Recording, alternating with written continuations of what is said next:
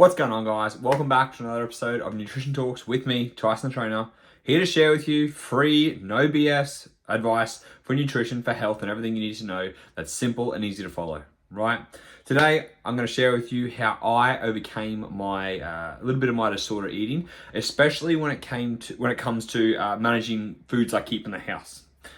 It was a really big struggle for me that I used to, just suffer with all the time, where certain things I'd bring back into the house and then I would binge eat them. Or again, I'd lie to myself and say, this time's going to be different. This time I'm going to be able to keep it in. And then all of a sudden, what happens? I fucking end up overeating, or I fall off track, or I make some excuse, or it just put me in a bad headspace. But obviously being able to overcome that and then being able to help clients overcome that, I thought it'd be a really cool thing to kind of share my journey, which I've talked with you guys about a lot, but just like this one specific, format. Because I was eating Ben & Jerry's ice cream the other day and doing some reviews. I have no idea why I randomly just chose some Ben & Jerry's. I was walking down in the Warriors aisle and trying to find something new that I was going to review. And I saw some specials for some new Ben & Jerry's. I was like, ooh, Sunday flavor. And then I was like, fuck, Nutella? Like, Nutella is hands down the best tasting spread. You can't beat it, okay? Nutella's number one, Biscoff's number two. If you don't agree with me, lose my number, right? But seriously, so they had Nutella flavor. I think it was like, can't remember what it was, Nutella Sundae. I was like, fucking oath, give me one of these. And the other one was like, I don't know if you guys know that chocolate brand. I think it's called like Chocolonely or Chocoluni or whatever it was. There was two of them. Anyways, bought them. I'm like, these are going to be the ones that I review. I was at home. I tried the Nutella one and I was like, fuck, like this is a dangerous game. Because the good thing about this one was that it wasn't too sweet. Like some of the Ben & Jerry's just has too much in it. And it's kind of sickly. And for someone like myself who can eat a lot of sweet things, it was still too sickly. But the Nutella one, they just fucking nailed it. They were just able to absolutely keep it, I don't know, just that perfect taste where it's not too sweet, not too boring. I thought it was lit. And then as I was eating it, because I usually have a few mouthfuls and I'll put it away. And I started thinking, I was like, why is this not a normal thing for people? Because all I see over Instagram is people eating a whole tub of, well, it used to be Fitlato. I don't know if Fitlato is still around. I don't know if it is because I haven't seen people talk about it anymore. There's like the Gym Boy one or whatever it's called. There's the Fro Pro one. There's the Tilly's one. And there's another one that I just can't remember. It was like the original. And for some reason, I cannot remember what this pint of ice cream is. It's on the tip of my tongue. But anyways, it was 360 calories, right? Most of them are like 300 to 400 calories for a whole tub. And people just want to be able to demolish a whole fucking pint, which is not normal. And this is why I want to talk about it, because I used to do this, right? I used to always try and get a pint of the different flavors you would get, and I would save all my calories. I could save 400 calories for this pint of ice cream and make sure I finished the whole thing. For some reason, it was like oh yeah, I've got to have this. And that's not a normal behavior, right? A normal behavior is being able to buy a pint of ice cream, have a few mouthfuls, and then be able to put it away. And that's eventually what I was able to work towards. It just took time to get there. And the first thing I had to do was actually identify that this is a fucked up behavior that I was doing. And the reason I realized this is because, firstly, the price of what I was buying, like I would save, it was fucking, what, each one is like $12, I think. Fitness ice cream. I really can't remember what the fitness ice cream was called, hey?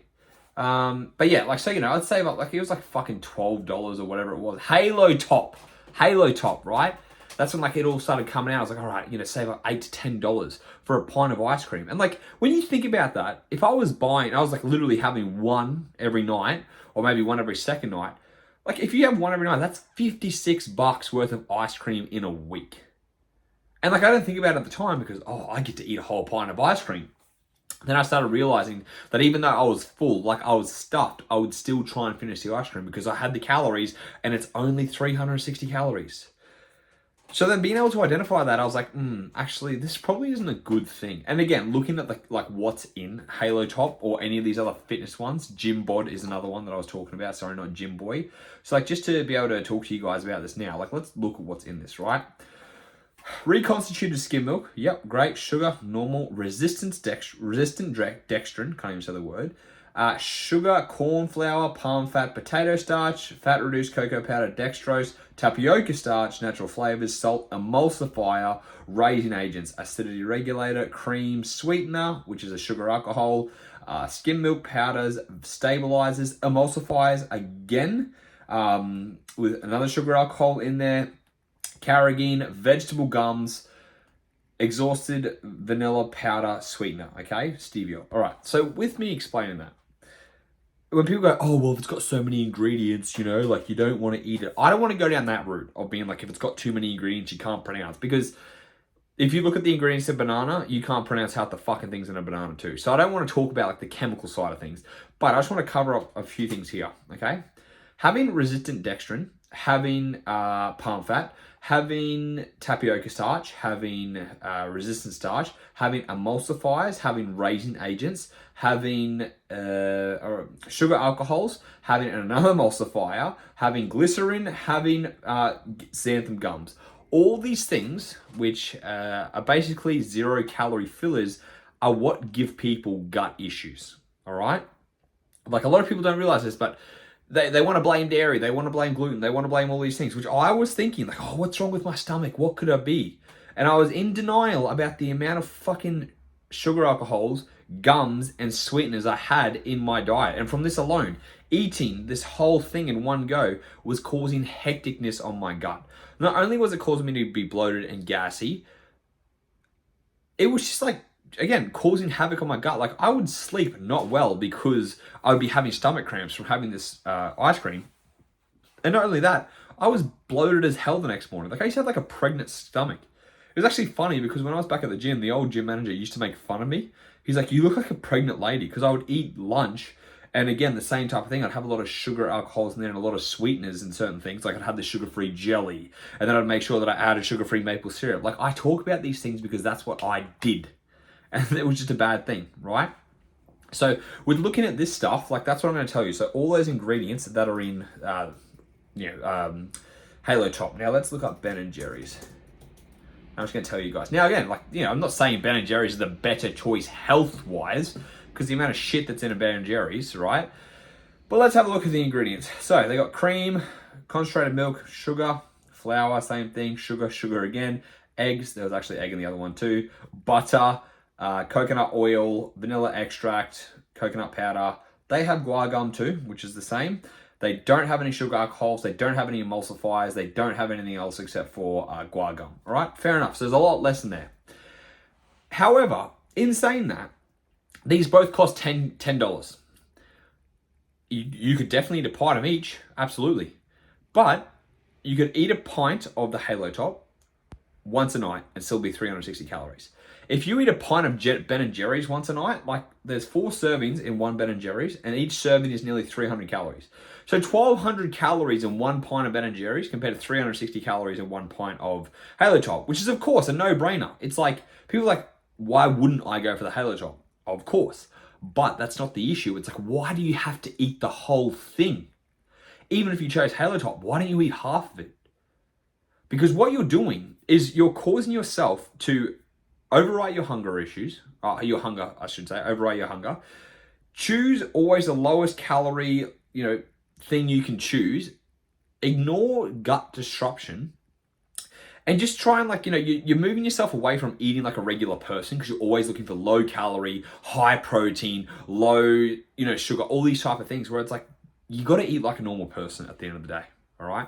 So what I started to do was, firstly, I stopped eating the whole pint of Halo Top. I tried to show myself that I don't have to eat the whole thing. And what I did there, and this is what I do with clients too, I tell them just to even leave a mouthful left on the plate, or again, in the pint or whatever it's going to be. Just leave a mouthful, okay? Now, this might not seem like much, but all you're trying to change is that mentality that you have to finish every single thing and override your hunger cues. And your satiation cues, I should say.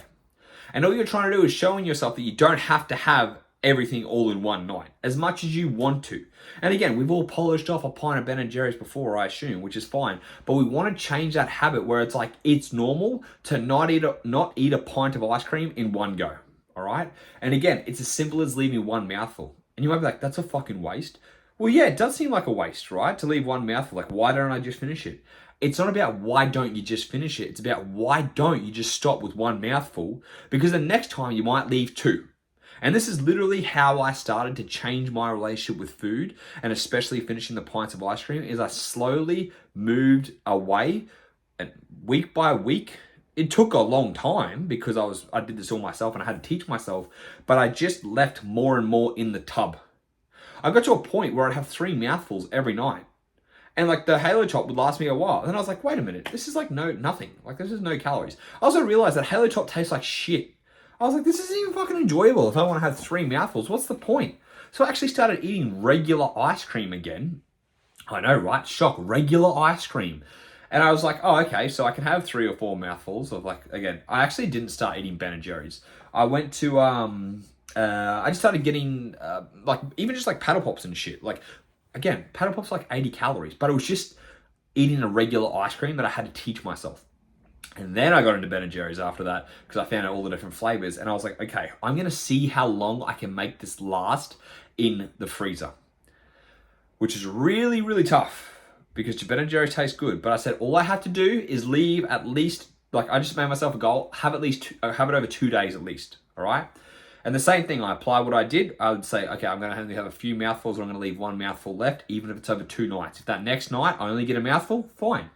What that made me do is think about tomorrow. Am I going to want to have more than 1 mouthful? Yes. So I used to just split the tub half and half. Now, again, that's like 600 calories per night, which is, yeah, still a lot, right? So then, thankfully for me, I had more calories, so I did that. But then again, over time, all I started to try and do was think about, okay, can I break this down into serving sizes? Because there's 4 servings per tub. I actually wanted to go off the 4 servings amount.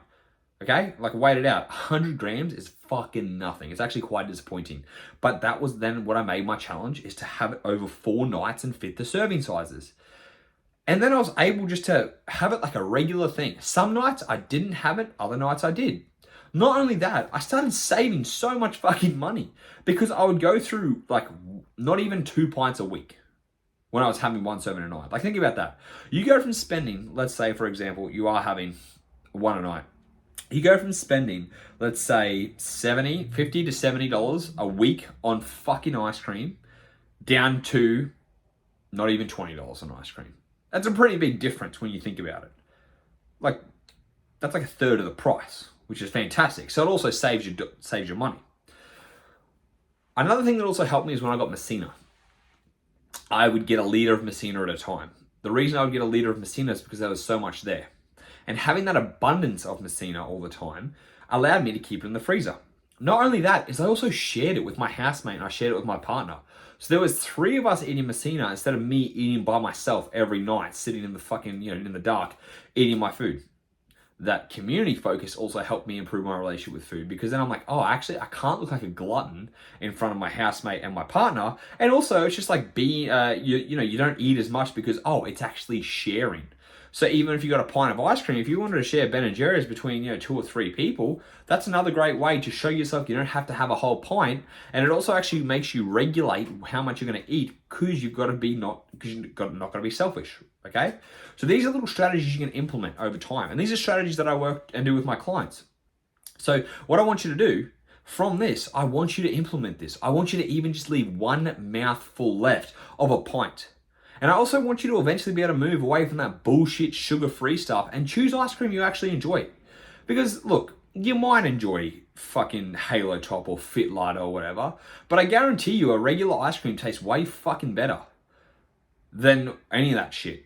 And I want you to actually be in tune with your taste bud and more about your hunger, okay?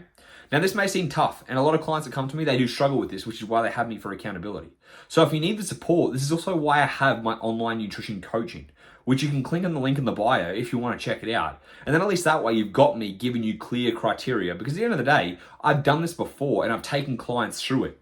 So if you need that support, that is what the coaching is for. And again, click the link in the bio and you can put your name down and we can have a chat. But otherwise, just do what I'm telling you to do. Do what I did and start to make small changes over time with your nutrition. Now, a key point in this is you can't do this when you're dieting. Everyone always thinks about, oh, well, I'm going to start doing this, but I'm also going to try and diet. When you are food restricted, it just makes life a lot harder for you to stick to because the body doesn't want you to doesn't want you to lose weight. So it's basically going to do everything in its power to avoid you losing weight, to prevent you losing weight. It's going to try and make you think about food. It's going to encourage you to bring food back into the house. It's going to tell you just have a little bit more, just have a little bit more. And this is why when you're dieting, I just recommend keeping that shit out of your house. There's a different time where you implement these strategies that I'm talking about, and there's different times where you just have to make sure that you're avoiding these temptations altogether. Because having the temptation in the house means it's eventually going to get eaten. The best thing you can do to set yourself up for success is actually just to not keep it in the house. Now, if you're someone who is single, and if you're someone who has a partner and no kids, you have the best opportunity to do this. If you're someone that has kids and you bring snacks and stuff in the house, I understand it's harder, but it's not impossible. But if you are someone who, again, is single or you have a partner, you have, just don't bring it in the house. If it is not in the house, it is not going to be eaten. There is no temptation. There is no chance of you slipping up. And it's as simple as that.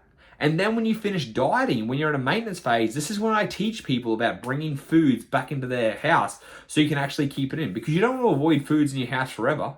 Some people are going to need to, but for the majority, you want to be able to bring foods in your house that aren't going to cause you to overeat. And because you're not dieting, you're not food focused, you're going to be able to keep those things in your house with no issue at all.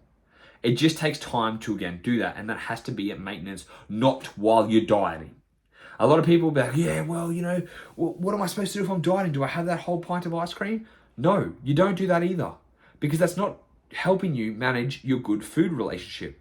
What I suggest instead is have something that's not an ice cream. Or again, have something that's low calories like a paddle pop. You can have a paddle pop for 90 calories, right? Or maybe an ice cream that's going to be like 120 calories or 150 calories. That's a good idea.